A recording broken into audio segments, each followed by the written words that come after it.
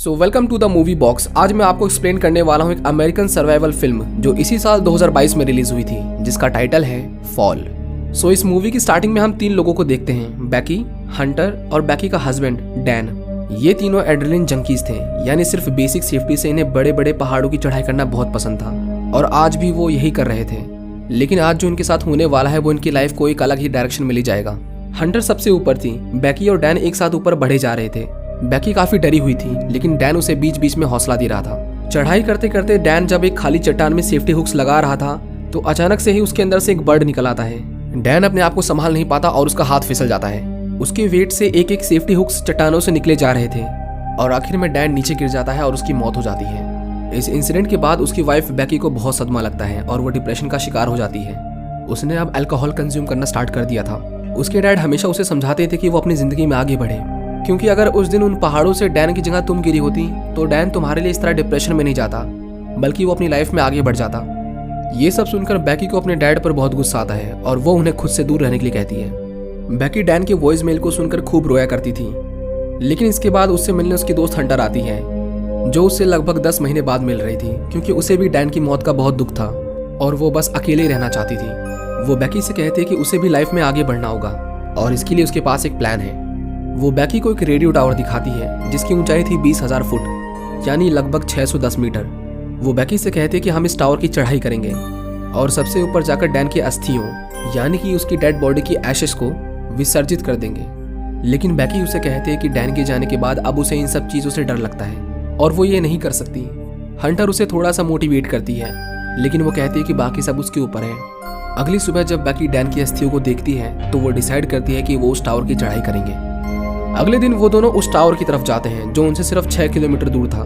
बैकी Hunter के phone में Hunter के साथ किसी को देखती है, लेकिन फोटो में सिर्फ उसका हाथ दिख रहा था और हंटर उसे नहीं बताते कि वो कौन है।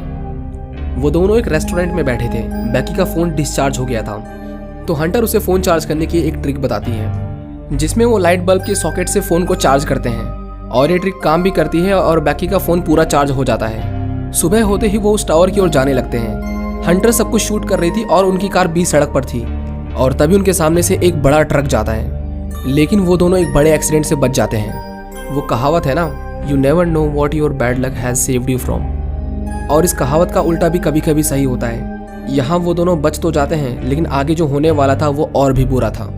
उस टावर के 1 मील दूर एक गेट लगा हुआ था। इसका मतलब ये है कि वो अपनी कार को अंदर लेकर नहीं जा सकते। गवर्नमेंट उस टावर को गिराने वाली थी क्योंकि वो बहुत पुराना हो चुका था और हम यहाँ पर देख भी पाते हैं कि वो टावर हवा से हिल रहा था। बैकी वहाँ पर 2 वल्चर्स यानी गिद्धों को देखती है जो एक जानवर को खा रहे थे। वो उन्हें वहाँ से भगा देते हैं, लेकिन वो जानवर अब मर चुका था। बैकी जब उस टावर के पास जाती है तो उसके हाथ पैर कांपने लगते हैं, लेकिन हंटर उसे हौसला देती है कि वो ये कर सकती है। वो दोनों उस टावर की चढ़ाई शुरू करते हैं और हम यहाँ पर देखते हैं कि उस टावर में जंग लगा हुआ था और उसके नट्स भी ढीले हो गए थे। बैकी जब ऊपर चढ़ रही थी तो लैडर का एक स्टेप अचानक से टूट जाता है।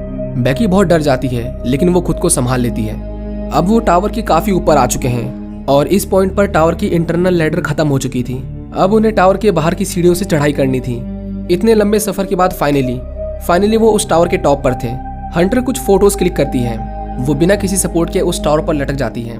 वो बैकी को भी ऐसा करने के लिए कहती है। पहले तो वो उसे मना करती है, लेकिन फाइनली वो भी ऐसा कर लेती है, जिसके बाद उसके मन से ऊंचाई के लिए डर निकल चुका था। वो दोनों डैन की अस्थियों को उस टावर से विसर्जित कर देते हैं और अब उन्हें टावर से नीचे आना था। बैकी सीढ़ियों से नीचे उतरना स्टार्ट करती है, लेकिन थोड़ी दूर चलते ही वो लैडर्स बेंड हो जाती हैं और बैकी के वेट से वो टूट जाती हैं। बैकी अब बीच हवा में लटक रही थी। हंटर उसे ऊपर खींचने लगती है, लेकिन इतनी तेज हवाओं से वो टावर के चारों ओर घूमे जा रही थी। लेकिन बैकी किसी तरह ऊपर तक पहुंच जाती है। जब वो दोनों नीचे देखते हैं तो सीढ़ियां गायब हो चुकी थी। इसका मतलब अब उनके नीचे उतरने का कोई रास्ता नहीं था। उनका बैग भी नीचे गिर गया था, जिसके अंदर उनका ड्रोन और पानी था और इतनी ऊंचाई पर कोई भी सिग्नल नहीं आ रहा था। लेकिन हंटर को याद आता कि जब उसने फोटोज पोस्ट की थी तो नीचे सिग्नल आ रहा था। इसीलिए हंटर हेल्प का मैसेज लिखकर अपने फोन को नीचे तक ले जाती है, पर फिर भी उन्हें कोई सिग्नल नहीं मिला था। हंटर अपनी लाइफ को रिस्क में डालकर फोन को और नीचे ले जाती है, लेकिन फिर भी उन्हें कोई सिग्नल नहीं मिलता। इसके बाद वो अपने शूज में फोन को डालकर फोन को नीचे फेंक देती है, लेकिन उनका लिखा हुआ मैसेज सोशल मीडिया पर पोस्ट हुआ कि नहीं इसकी कोई गारंटी नहीं थी। उनके पास सिर्फ एक फ्लेयर गन, एक ड्रोन और एक बाइनोकुलर था।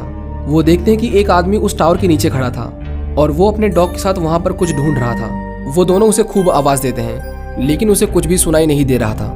बेकी अपने शूज नीचे फेंकती है, लेकिन वो आदमी उसे देखकर भी इग्नोर कर देता है। इसके बाद रात हो जाती है और उनके पास जो फ्लेयर गन थी वो उसे शूट कर देते हैं। उनकी किस्मत अच्छी थी कि वो आदमी रात के समय उन दोनों को नोटिस कर लेता है। वो उनकी कार के पास आते हैं, लेकिन हंटर देखती है कि वो उनकी कार का गेट तोड़ रहे थे और वो उनकी हेल्प करने की जगह उनकी कार को ही चुरा लेते हैं। अब उनके पास कोई रास्ता नहीं था, क्योंकि उनके आसपास कुछ भी ऐसा नहीं था जिसे देखकर लोग उन्हें ढूंढने की कोशिश करें। हंटर को पता था कि बिना पानी के हम यहाँ पर ज़्यादा देर सर्वाइव नहीं कर पाएंगे, इसलिए वो बेकी से कन्फेस करती है कि डैन के साथ उसका अफेयर था। ये जानने के बाद बेकी उससे नाराज हो जाती है और वो दोनों एक दूसरे से बात करना बंद कर देते हैं। बेकी अपनी वेडिंग रिंग को उतार देती है, क्योंकि वो डैन ही था जिसने इस अफेयर को स्टार्ट किया था। हंटर डिसाइड करती है कि वो नीचे जाकर उस बैग को लाएगी। वो रस्सी को टावर से बांधकर नीचे उतरने लगती है, लेकिन वो रस्सी थोड़ी छोटी पड़ रही थी, इसलिए वो अपनी लाइफ को रिस्क पे डालकर सीधा उस एंटीना पर कूद जाती है। वो देखती है कि पूरे टावर की सीढ़ियां टूट चुकी हैं। हंटर उस बैग को उठा लेती है और अब उसे ऊपर आना था, लेकिन उसका हाथ रोप तक नहीं पहुंच रहा था। वो सेल्फी स्टिक को उस रोप में फंसा देती है और एक लंबे जंप के साथ उसे पकड़ लेती है। बेकी उसे ऊपर खींचने लगती है, लेकिन बीच रास्ते में रस्सी फिसल जाती है। बेकी बहुत घबरा जाती है। उसे लग रहा था कि शायद वो गिर गई, लेकिन वो अभी भी रस्सी से लटकी हुई थी और इसके बाद बेकी उसे ऊपर खींच लेती है। इसी तरह रात हो जाती है और थकान से उन्हें नींद आ जाती है। बेकी की जब आंख खुलती है तो हंटर वहां पर नहीं थी और तभी वो उसकी लाश देखती है जिसे गिद्ध नोच नोच कर खा रहे थे। वो डर जाती है, लेकिन तभी उसे रियलाइज होता है कि ये तो एक बुरा सपना है। अगली सुबह वो उस ड्रोन पर अपना मैसेज लिखकर उससे नीचे भेजते हैं, लेकिन बैटरी कम होने की वजह से वो ज़्यादा देर उड़ नहीं पाता। हंटर उसे चार्ज करने का वही तरीका बताती है जिससे उन्होंने फ़ोन को चार्ज किया था। बेकी उस टावर के पोल पर चढ़कर उस रेड बल्ब तक पहुंचती है और अपने ड्रोन को चार्ज करने लगती है, पर उसे उस पोल पर ड्रोन के चार्ज होने तक लटके रहना था। बेकी का शरीर अब जवाब दे रहा था, पर हंटर उसे हौसला देती है कि वो कर सकती है। लेकिन तभी एक वल्चर उसे देख लेता है और उस पर अटैक करने लगता है। उसके कई बार नुकीले पंजे और चोंच मारने से बेकी के हाथ से वो बैग गिर जाता है। ड्रोन के चार्ज होने के बाद वो नीचे आ जाती है और बेकी उससे पूछती है कि तुमने बैग को पकड़ा क्यों नहीं, जिस पर हंटर कुछ नहीं बोलती। इसके बाद वो वेट करते हैं। जब उस रेस्टोरेंट के बाहर भीड़ होगी तो वो उस ड्रोन से अपना मैसेज पहुंचाएंगे। बेकी अपने डैड की फोटो देखती है और वो सोचती है कि उसके डैड डैन के बारे में बिल्कुल सही थे और उन्हें याद करके रोने लगती है। हंटर उसे चुप कराती है और उसे शांत रहने के लिए कहती है। वो उस ड्रोन को उड़ाकर मेन रोड तक ले जाते हैं और इस पॉइंट के बाद उस ड्रोन का वापस आना पॉसिबल नहीं था। वो ड्रोन रेस्टोरेंट तक पहुंचने ही वाला था कि तभी अचानक से एक ट्रक से उसकी टक्कर हो जाती है और वो टूट जाता है। ट्रक का ड्राइवर नीचे उतरकर उसे देखने आता है, लेकिन उसकी नज़र उस ड्रोन पे नहीं जाती। अब उनके पास कोई भी होप नहीं थी। बेकी को लग रहा था कि वो उस टावर पर भूख से ही मारी जाएगी, लेकिन वो इतनी आसानी से हार नहीं मानने वाली थी। इस बार वो अपने फोन को नीचे फेंकेगी ताकि सिग्नल मिलते ही उसका मैसेज उसके डैड तक पहुंच जाए। वो हंटर से उसका शू मांगती है, लेकिन वो कहती है कि वो नहीं दे सकती क्योंकि वो नीचे है। पर बेकी उसे कहती है कि शूज तो तुम्हारे पैरों में है, जिस पर हंटर उसे कहते कि बेशक शूज मेरे पैरों में है, लेकिन मैं वहाँ नीचे हूँ। और हम देखते हैं कि हंटर मर चुकी है, क्योंकि जब उसने बैग को पकड़ने की कोशिश की थी तो उसका हाथ फिसल गया था। बेकी को जब लग रहा था कि वो गिर गई तो वो सच में गिर गई थी, लेकिन वो इसे एक्सेप्ट नहीं कर पा रही थी कि वो इस टावर पर बिल्कुल अकेली है और इसीलिए वो हेलुसिनेट करने लगी कि हंटर उसके साथ है। लेकिन इस इंसिडेंट के बाद वो एक्सेप्ट कर लेती है कि हंटर अब जा चुकी है। उसकी हिम्मत अब जवाब दे चुकी थी, लेकिन हंटर उसे कहती है कि उसे चौकन्ना रहना पड़ेगा, क्योंकि यहाँ वल्चर्स इंतजार कर रहे हैं कि कब तुम हार मानो और वो तुम्हें खा सके। और बिल्कुल ऐसा ही होता है। एक वल्चर उसके घाव को खाने लगता है, लेकिन बेकी उसे पकड़कर मार देती है। उसके नुकीले पंजों से वो भी बहुत घायल हो चुकी थी, इसलिए मजबूरन बेकी को उस वल्चर को खाना पड़ता है। वो फाइनली डिसाइड करती है कि अब वो यहाँ पर बैठकर मरने का इंतजार नहीं करेगी। वो रोप की हेल्प से एंटीना तक आती है, जहाँ पर हंटर की डेड बॉडी पड़ी थी, जिसे एक वल्चर खा रहा था। बेकी को देखकर वो वहाँ से उड़ जाता है। बेकी अपने दोस्त की ये हालत देखकर रोने लगती है, लेकिन वो हार नहीं मानना चाहती थी।